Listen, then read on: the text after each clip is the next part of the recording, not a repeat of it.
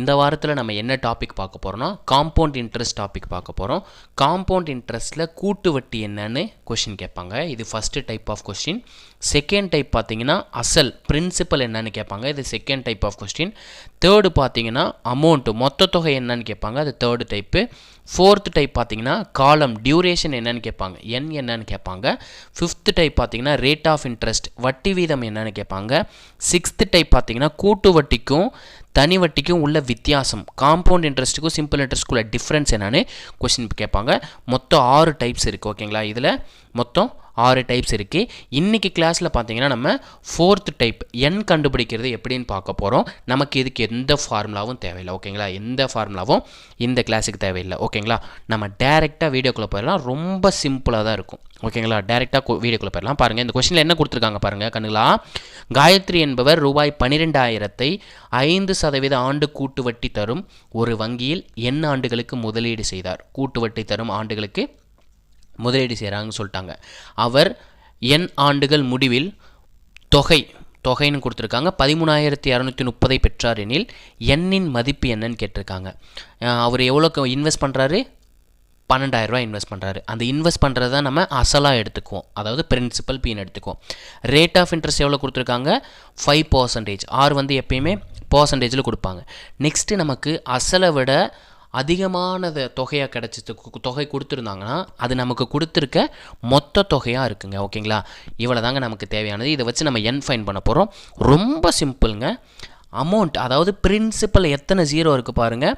3 zero இருக்குது. கரெக்டுங்களா, principal அசலில் 3 zero இருக்குது. அதே இது அமௌண்ட்டில் பாருங்கள் எத்தனை ஜீரோ இருக்குது? 1 ஜீரோ இருக்குது. 2 மைனஸ் பண்ணால் ஆன்சருங்க. 2 மைனஸ் பண்ணால் ஆன்சர். 3 - 1 2 இயர்ஸுங்கிறது இந்த கொஷினோட ஆன்சர். ஓகேங்களா, அசலில் எவ்வளோ ஜீரோ இருக்குன்னு பார்க்குறோம், மொத்த தொகையில் எத்தனை ஜீரோ இருக்குன்னு பார்க்குறோம். சார் இன்னும் சில பேருக்கு டவுட் வரும், சார் எண்டில் இருக்க ஜீரோ பார்க்கணுமா இல்லை சென்டரில் இருக்கிற ஜீரோ பார்க்கணுமா? சார் எப்பயுமே எண்டில் இருக்க ஜீரோ மட்டும்தான் கவுண்ட்டில் எடுத்துக்கணும். ஸோ 3 - 1 2 இயர்ஸுங்கிறது இந்த கொஷினோட ஆன்சர். ஓகேங்களா, நெக்ஸ்ட் கொஸ்டின் பார்ப்போம். ரொம்ப சிம்பிளாக தான் போட்டிருக்கோம். ஓகேங்களா, ஃபார்முலாவே யூஸ் பண்ணல. நெக்ஸ்ட் கொஸ்டின் பாருங்கள் என்ன கொடுத்துருக்காங்க. ஒரு அசல் ரூபாய் 25,000 ஆண்டுக்கு கூட்டு வட்டி வீதம் 4% வீதம் முதலீடு செய்து எண் ஆண்டுகள் கழித்து ரூபாய் 27,040 தொகையாக பெறுகிறார் எனில் எண்ணின் மதிப்பு காண்கன்னு சொல்லியிருக்காங்க. ரொம்ப சிம்பிள். போன கொஸ்டின் எப்படி சால்வ் பண்ணுமோ அதே மாடல் தான். அசலில் எவ்வளோ ஜீரோ இருக்குன்னு பாருங்கள். 3 ஜீரோ இருக்குது. அதாவது முடிங்கிற ஜீரோ மட்டும், எண்டில் இருக்க ஜீரோஸ் மட்டும் கவுண்ட்டில் எடுத்துக்கணும். பிரின்சிபல் எவ்வளோ ஜீரோ இருக்குது பாருங்கள். எத்தனை ஜீரோவில் முடிஞ்சிருக்கு? ஒரே ஜீரோவில் முடிஞ்சிருக்கு. கரெக்டுங்களா, 2 மைனஸ் பண்ண ஆன்சருங்க. அப்போ 2 இயர்ஸுங்கிறது இந்த கொஷினோட ஆன்சர். ஓகேங்களா, 2 இயர்ஸுங்கிறது இந்த கொஷினோட ஆன்சராக இருக்கும். ஓகேங்களா, அசலில் இருக்க ஜீரோ மைனஸ் தொகையில் இருக்க ஜீரோ, மொத்த தொகையில் இருக்க ஜீரோ, 2 மைனஸ் பண்ண ஆன்சருங்க. ஓகேங்களா, நெக்ஸ்ட் கொஷின் பார்ப்போம். இந்த கொஷினில் என்ன கொடுக்குறாங்க பாருங்கள். எத்தனை ஆண்டுகளில் ரூபாய் 1000 ஆனது ஆண்டிற்கு 10% வட்டி வீதம் கூட்டு வட்டி கணக்கிடும்போது 1331 ஆகும்னு கேட்டிருக்காங்க. அதே டைப் தான். அசலுங்கிறது 1000 ரூபாய், மொத்த தொகைங்கிறது 1331. Rate of இன்ட்ரெஸ்ட்டுங்கிறது 10%. நமக்கு அசலில் எவ்வளோ ஜீரோ இருக்குது? 3 ஜீரோ இருக்குது. கரெக்டுங்களா, அமௌண்ட்டில் எத்தனை ஜீரோ இருக்குது? ஜீரோவே இல்லை, அதாவது 0 ஜீரோஸ் இருக்குது. 2 மைனஸ் பண்ணால் என்ன கிடைக்கும்? 3லேருந்து 0 மைனஸ் பண்ணால் என்ன கிடைக்கும்? 3ன்னு கிடைக்கும். அப்போ இந்த கொஷினுக்கான ஆன்சர் பார்த்தீங்கன்னா 3 இயர்ஸுங்க. ஓகேங்களா, 3 இயர்ஸ், 3 ஆண்டுகள்ங்கிற இந்த கொஷினோட ஆன்சர். இதே கொஷினை தான் கீழே 3ஆல் மல்டிப்ளை பண்ணி கொடுத்துருக்காங்க. ஓகேங்களா, அசல் பாருங்கள் 3000 ரூபாய், ஆண்டுக்கு 10% கூட்டு வட்டிப்படி ரூபாய் 3993 எத்தனை ஆண்டுகள் ஆகும்? போன கொஷினுக்கு இந்த கொஷினுக்கு டிஃப்ரென்ஸ் ஒன்றுமே இல்லைங்க. இந்த 1000 இருக்குது பார்த்தீங்களா, இதை 3ஆல் பெருக்கிட்டாங்க. இதே மாதிரி 1331 3ஆல் பெருக்கி தான் நமக்கு அமௌண்ட்டாக கொடுத்துருக்காங்க. அதுக்கும் ஆன்சர் 3 வருஷம் தான். எப்படி சார்? அசல் எத்தனை ஜீரோ இருக்குது? 3 ஜீரோ இருக்குது. மொத்த தொகையில் ஜீரோ இருக்கா? ஜீரோ இல்லை. ஸோ நான் ஜீரோன்னு எடுத்துக்கிறேன். 2 மைனஸ் பண்ணுங்கள். 3லேருந்து 0 மைனஸ் பண்ணால் நமக்கு என்ன கிடைக்கும்? 3ன்னு கிடைக்குங்க. அப்போ 3 இயர்ஸுங்கிறது இந்த கொஷினுக்கான ஆன்சர். ஓகேங்களா, 3 இயர்ஸுங்கிறது இந்த கொஷினுக்கான ஆன்சர். Next question பார்ப்போங்க.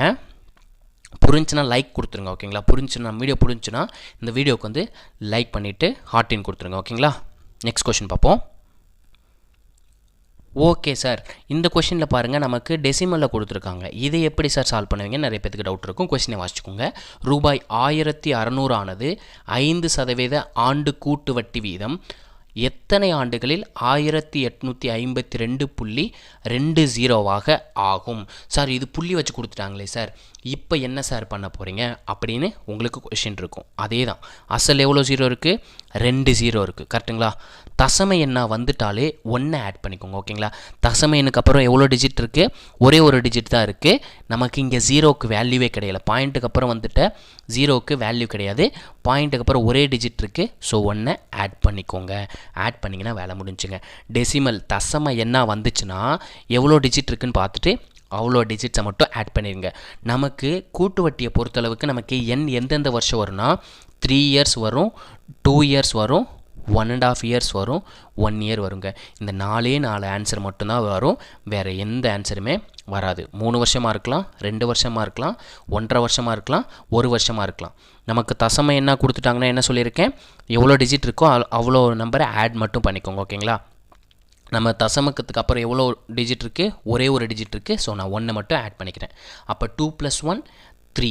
நல்லா நோட் பண்ணி வச்சுக்கோங்க. தசம எண் பாயிண்ட்டுக்கு அப்புறம் எவ்வளோ டிஜிட் இருக்கோ அவ்வளோ டிஜிட் ஆட் பண்ணிக்கணும். ஓகேங்களா? நமக்கு இங்கே ஒரே ஒரு டிஜிட் தான் இருக்குது.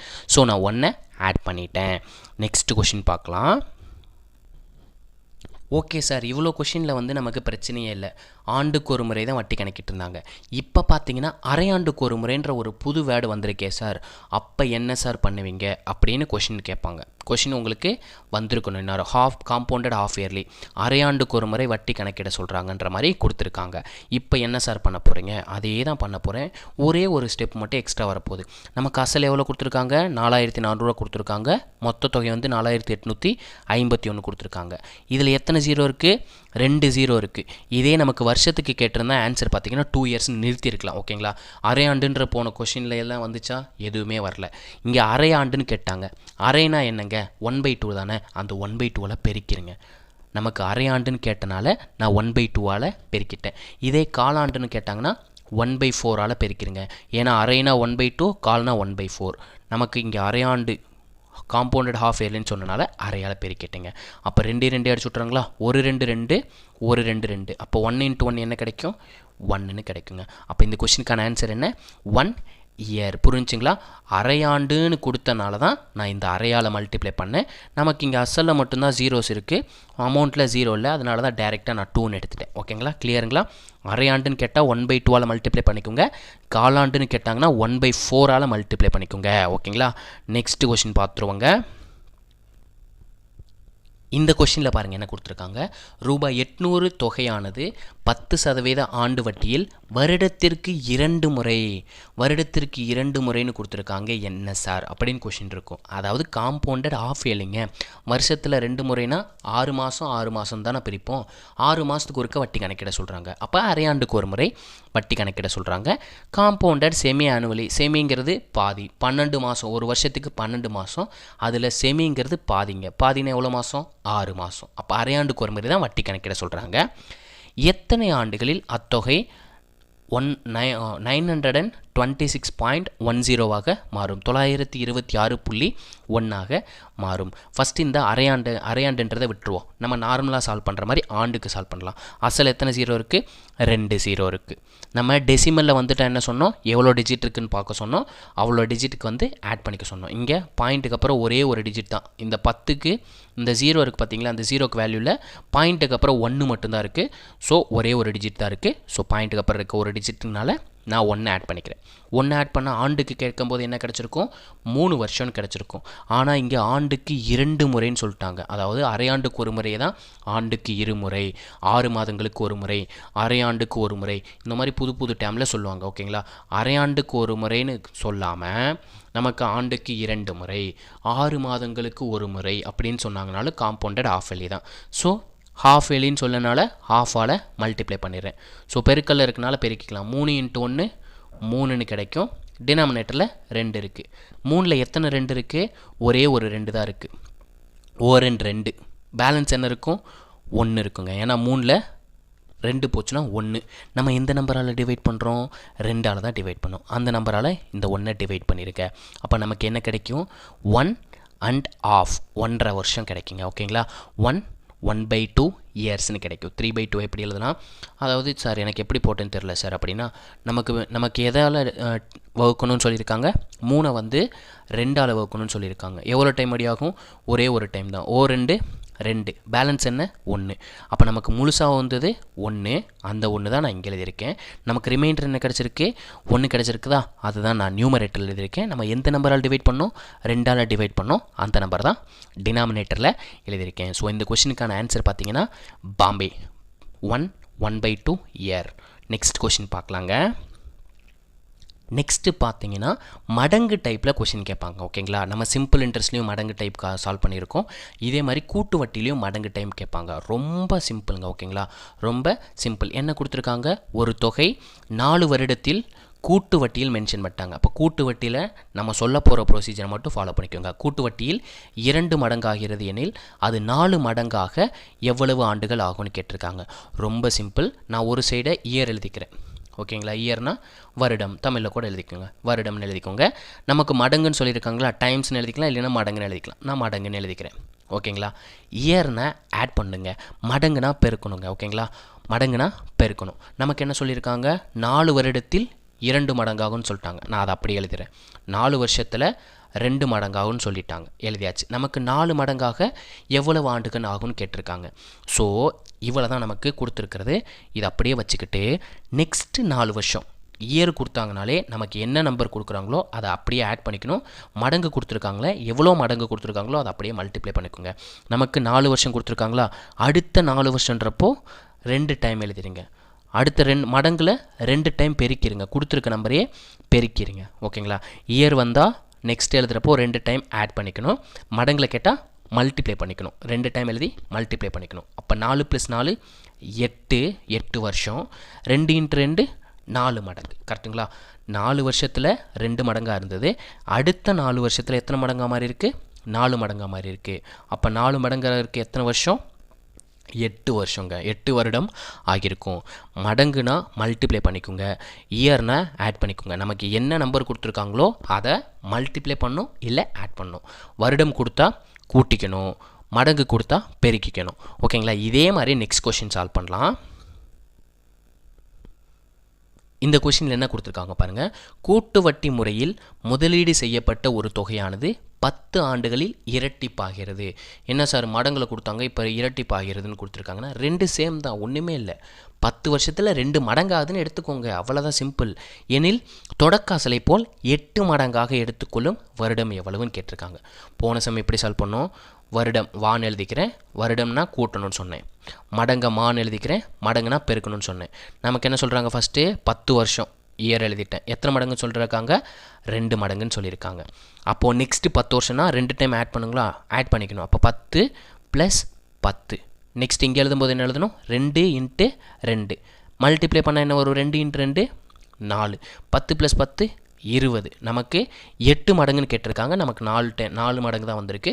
ஸோ இன்னொரு டைம் எழுதி பார்ப்போம். 3 டைம் எழுதணுமா நெக்ஸ்ட் இதுக்கு, 10 + 10 + 10.